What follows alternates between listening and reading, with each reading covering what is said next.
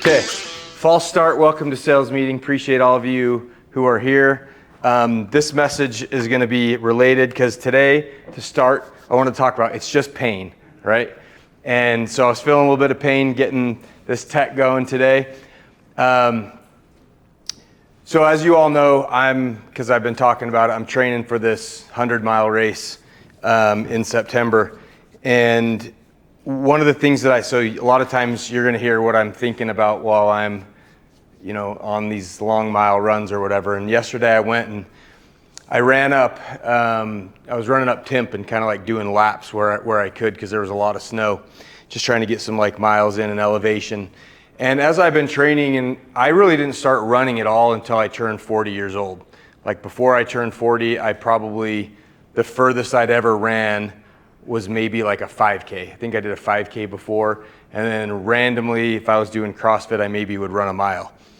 Well, whenever I'm training, or when people have seen some of the things I've done, one of the things that kind of annoys me a lot of times is people will say things like, "Oh, well, I would love to do that, but my knees hurt too bad," or "Oh, I would love to do something like that, but my ankles or my back or this or that or whatever." And one of the reason why that frustrates me is everybody that ever does anything like that feels pain, right? And it doesn't matter how fit I've ever been, how many miles I've ever ran, the minute I start running, I feel that pain. I feel it in my ankles, feel it in my knees, feel it in my back, feel it in my hip flexors. And usually the first mile or two, all that's in my mind is, man, I don't feel that great. Like I've got a lot of pain. And what happens is most people never get over that, right? If they ever, and this is a metaphor, guys, but most people, as soon as they start feeling that pain, they're like, oh, that's my signal to stop, right? And the more that I've kind of got into endurance stuff, the more that I realize that my body will keep going, right? And eventually that pain will subside, or I just stop listening to it. And now the longer and the more that I've done, I just don't even care about it at all. I use it as like a signal, as like an input, but it's just pain, right? And one of the things that I was thinking about yesterday is most of us let some sort of pain, one of these sorts of pain, stop us from doing anything we want in life. That's usually the biggest preventer of accomplishing or achieving the things that we want to in life. And so there's a lot of different types of pain, right? It's not always just physical pain. And these are some of the things that I thought of, right? You do have physical pain. Sometimes that can be a barrier that's hard to get over. And don't get me wrong, guys, there's certainly people that have physical ailments and disabilities and things like that are full-on legitimate prohibitors from doing certain things. But a lot of it's emotional, right? A lot of us feel some sort of emotional pain, some sort of fear of having conversations or feeling certain emotions will prevent us from doing things. A lot of times it's psychological, right? Psychological pain, self-doubt, anxiety, imposter syndrome. That stops a lot of people from doing things that they want to do. And a lot of times, and especially in our job, our careers, doing what we do as salespeople, social pain gets us, right? Sometimes we don't want to feel that pain of, some stranger on the other end of the phone or in person, whether you're making contacts or prospecting leads or something. We put so much fear and anxiety that social pain stops us from doing what we need to do, right? This is a big one too, pain of sacrifice. People want to give up. Don't want to put in the effort long term. They want to sacrifice that for immediate pleasure and immediate return. Nobody wants to sacrifice. That pain becomes too great. There's also the pain of uncertainty, right? Sometimes we don't know why we're doing what we're doing. We don't know where it's going to get us to. And that pain of not knowing will prevent us from sticking with something, from continuing through till we accomplish our goals. The pain of effort, right? Sometimes people just don't have that muscle, that discipline. They've never been able to overcome that. Something gets a little hard at their job or in life and they retreat. They're not able to overcome that pain. And a lot of times it's just an existential pain, like, I don't know, they have lack of purpose. I don't know why I'm doing this. And the first times of difficulty, the first times of any sort of struggle, they quit, they give up. So there's a couple reasons why that happens, right? We as humans, we're wired to avoid pain from our psychological primitive, I think it's called the amygdala here. But basically, we're sophisticated meat machines. We want to avoid conflict, avoid pain. It's a survival mechanism. And since the days when man was running from dinosaurs or whatever, if you believe all that, and the evolution, either way, we are programmed to avoid physical pain to survive and mental pain. Our brains will always choose the path of least resistance. It's just a part of being human. So we've got to master that short-term avoidance and know that pain has a purpose. A lot of us have just a flat-out lack of pain tolerance. People talk about how soft modern society is all the time, and I find that to be very true. And it seems like it gets more true every year. You know, there's our standard of living across the world just continues to increase. The things and the problems that we as society are really determining are shaping the way we feel about everything are so much different than even the way they were 100 years ago. And a lot of people they don't have any resilience. They have no pain tolerance. They have no ability to keep going when things get a little bit difficult, whether that be physically or psychologically. A lot of people misinterpret pain as failure, right? Like, we're not in my example of someone going on a run. Well, if you're out of shape or whatever, or you're not physically fit, you start lifting weights, you're going to feel pain. And people interpret that as, well, I'm broken. This is a failure. I can't do this. When the reality is, it's just a signal, right? It's a transition. You're feeling something, and if you keep persevering, you're going to overcome that, right? A lot of people today, you know, it's all about making things easy, so soft. We have so many different things in society, right? Like, you can have cars where you never even get into a hot or a warm car these days. The whole modern society is built around avoiding pain and getting pleasure as easy as possible. This is a big one too, that I'll wrap with, is a lack of purpose or clarity. Without a strong why, pain feels pointless to people. And I feel like that's probably overall the biggest reason why people give up. The first time that they have any sort of difficulty, any sort of pain, it's just not worth it to them because they don't have a why attached to what they're doing. And so that doesn't matter if it's, you know, some sort of physical fitness, financial discipline, your career, your relationships. If you don't have a why associated to any sort of difficult thing, when the pain hits, you will give up and you will quit. And what I think about a lot when I'm on these runs or whatever, and I'm in my head, is there will always be a million reasons to quit.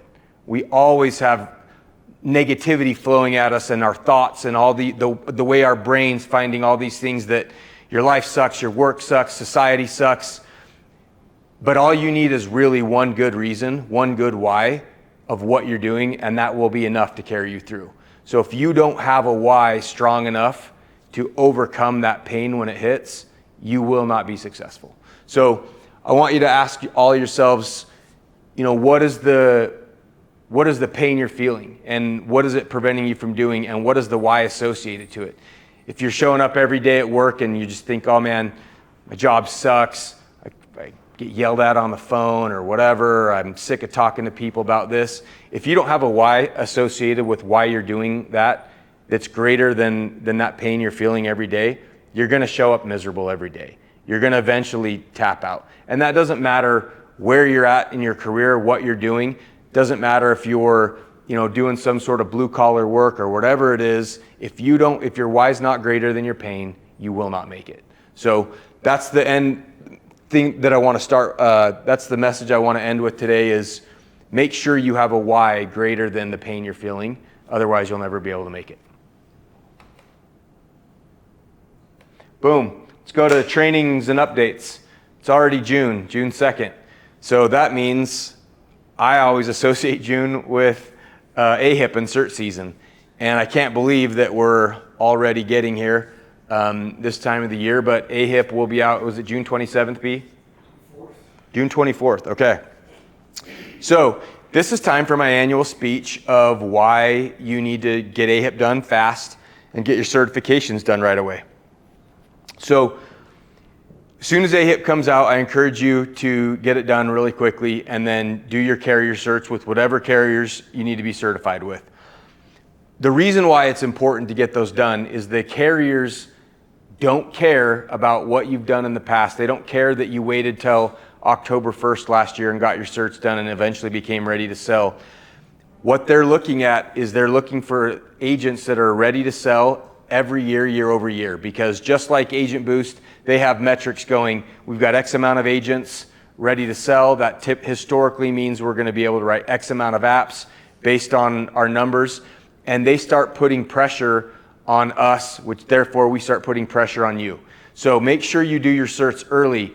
What it does is it signals to those carriers that you care about what you're doing, that you're a serious agent and they can count on you. If you're one of the field agents out there, no, they can't assign any of these opportunities to you, any retail events, any community events, things like that. They're not going to peg you as a ready to sell agent until you've done so. So you will hurt yourself. You'll miss out on opportunities the longer you wait to get certified.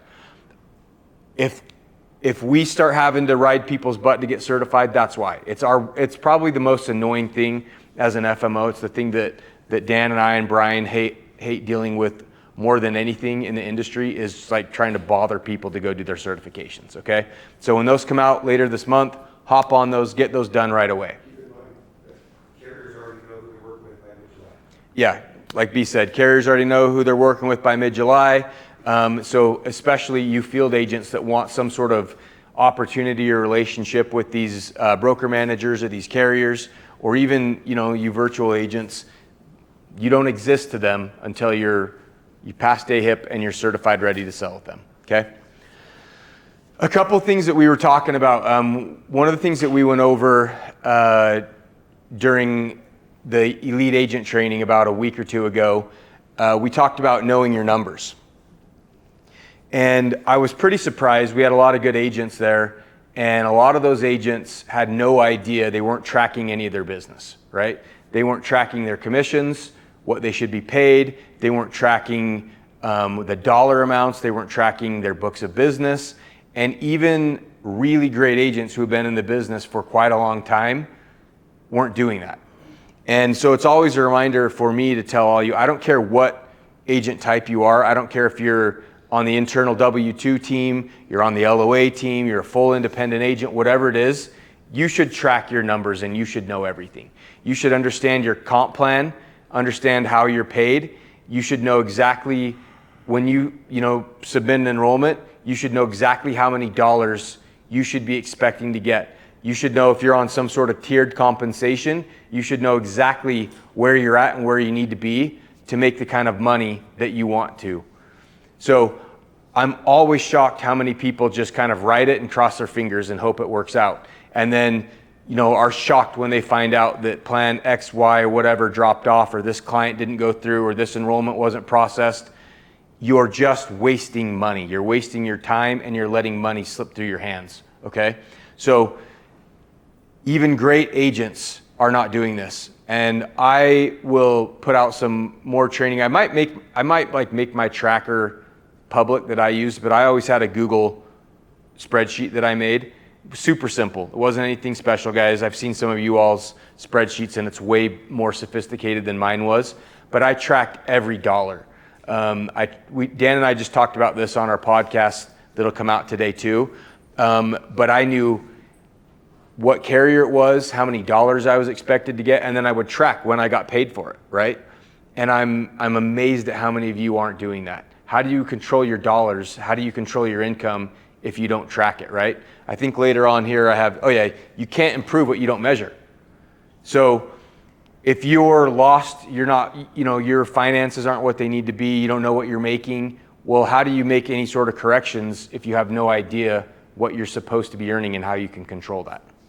So please, please, please track your stuff, know your numbers, know exactly how many dollars you should be getting, and track it accordingly. Mark it when you get paid. I'll tell you guys, anybody that's been in this industry for a long time, whether you're independent or you're on the FMO side, the carriers mess up. Dan and I are waiting for a $250,000 oopsie from a carrier right now. Like, you think that these billion-dollar, multi-billion-dollar carriers would have their stuff together? They don't. There's a lot of nuances on the commission side. Many of you may have heard that United's been slow at processing enrollments through CMS right now. They're like 2 weeks behind on processing when they're normally 24 or 48 hours. So the carriers have their own stuff too. They're relying on these CMS files a lot of times too. It's not always right, it's not always perfect. That goes on the ACA and the Medicare side of things. Track every dollar. Understand your commission plan. Understand how to maximize your income earning potential, and then go do that, right? So that's what I got there on training. Again, reminder, we're insurance agents, we're licensed fiduciaries. We're not just sales raptors. We're not just trying to hurry and process through an enrollment and cross our fingers and hope that it goes through. Our effectuations got much better over the past couple months as we've been focusing on this. It's going to be something we continue to focus on. The industry is all over this right now, from the carrier side, from CMS, making sure that we're writing good quality business. The industry's kind of going through a little bit of a bloodletting right now, where we're tracking down all these big entities from a national level that have been writing poor quality business and churning books of business. Medicare was never meant to be like that. It was never meant to be a quick transaction with a 3-month life cycle. It was meant to find what's the best plan for these people in the areas, how can they stay on it, and the longer they're on it, the better, right? That's the purpose of these enrollments, is we want to find good quality business. Couple notes: if you're finding that your enrollments are continually 20 minutes or less, they're going to be scrutinized. I think you guys know we're using OnScript, that AI tool, if you're doing calls, and we're checking some of those. I think it's been really beneficial. I generally think that none of us want to do a crappy job. I don't think any of the agents, certainly that we bring on, either recruit or we hire, want to take shortcuts and want to write bad quality business. Because just like I was talking about, you want to get paid on it, right? You want that to go into effect, and you want it to stay into effect. So let's make sure we're continue to take that coaching, that feedback, and writing good quality enrollments. Same thing with pipeline and lead management. I've been talking about it.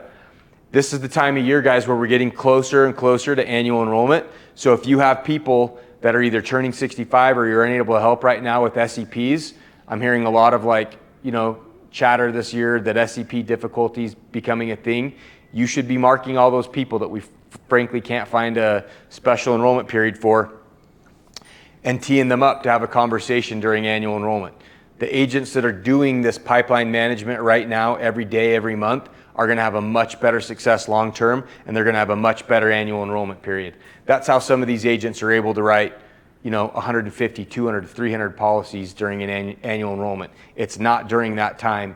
It's the prep all throughout the year and the consistency all throughout the year that tees that up. Just a reminder, guys, check out this community hub. There's cool trainings and stuff like that. Invest some time into exploring our community center there. Again, we're bringing on agents right now. We've got this $500 referral bonus once they become active. A lot of you have been utilizing that, sending over referrals. Just to kind of touch on that, I'm sure a lot of you heard GoHealth furloughed most of their sales force writing Medicare, and right now they're not currently producing any Medicare policies. There's a couple agents there with on particular teams that can write a couple of carriers, but across the board they're basically out of the MA business for the time being. So that Transact, Willis Towers Watson has laid off a lot of people. So I think there's probably 5,000 to 10,000 agents out there in the ecosystem right now that are looking for opportunities. So there's a lot of agents out there. So if you have any friends that are looking for a good place to land, or people that you know, this is a good opportunity to maximize these referral bonuses. We're going to do one, maybe two more elite agent trainings before annual enrollment. For sure, we're going to do one in Tampa on the 5th and 6th. and I'm trying to put one together. I'm gonna circle up with the team and see if we want to shove one in June, the end of June, like last week here. See if we can maximize that. But these elite agent trainings are good for those agents, or if you're one of our agents that hasn't come to one of those. Specifically, if you're a 1099, they're not as valuable for our internal team members, but if you're managing your own business, they're great. Reminder for the trip, Grand Cayman. I'm just gonna put this out there right now.